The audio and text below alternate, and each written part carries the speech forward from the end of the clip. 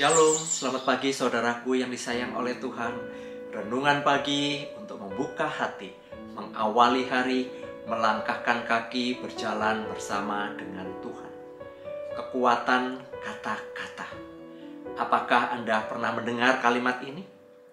Kata-kata yang keluar dari mulut kita sesungguhnya memiliki kekuatan yang besar.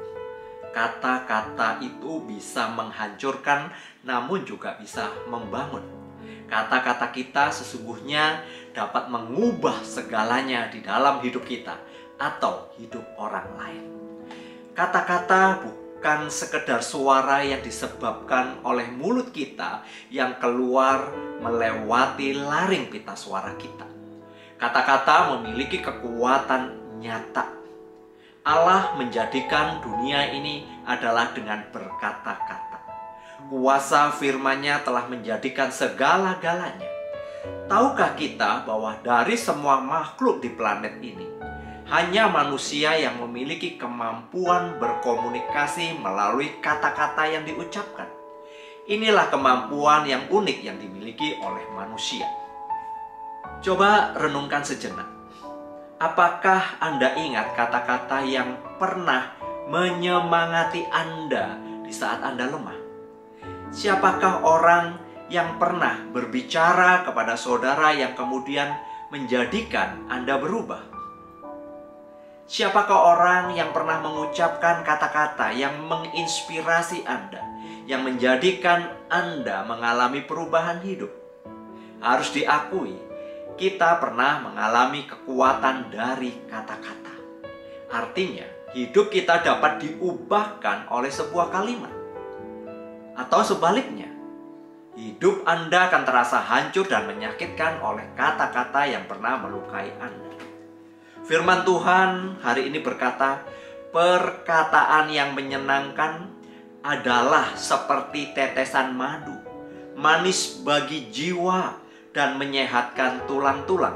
Amsal 16 ayat 24, terjemahan Indonesian Modern Bible.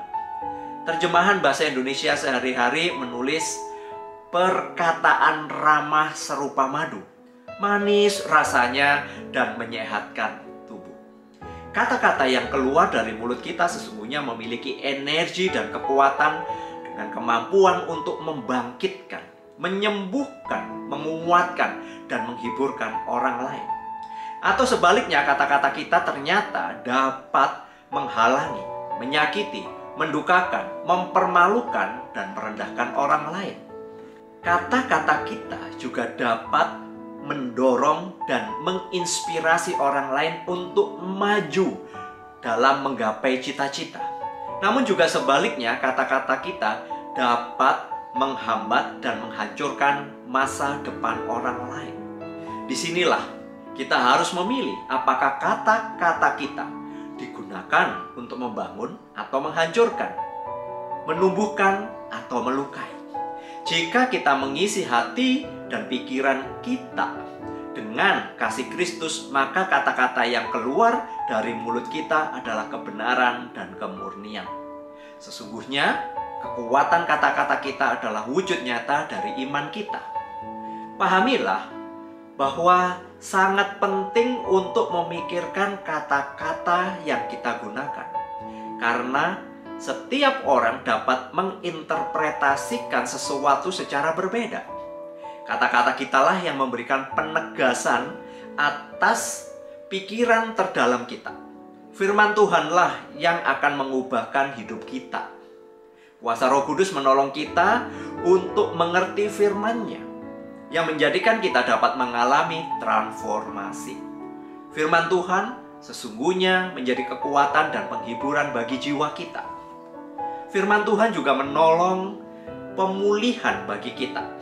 Firman Tuhan menjadi pendorong bagi kita untuk mengerjakan kehendak-Nya. Pertanyaannya, apakah kata-kata kita selama ini menjadikan kehidupan orang lain menjadi lebih baik? Apakah orang lain menjadi terinspirasi melalui kata-kata yang kita sampaikan? Kiranya Tuhan memampukan kita untuk menggunakan kata-kata kita sebagai alat kasih di dalam memberitakan anugerah keselamatan Tuhan. Biarlah kekuatan kata-kata kita dapat digunakan untuk menyatakan kebaikan Tuhan. Mari kita berdoa.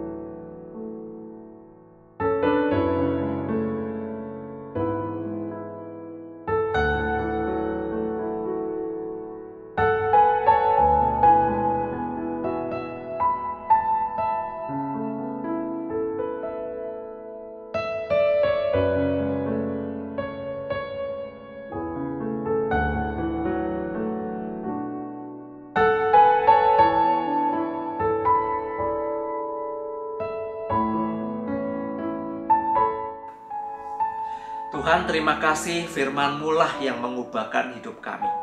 Firman-Mu lah yang menjadikan kami mengalami sebuah transformasi.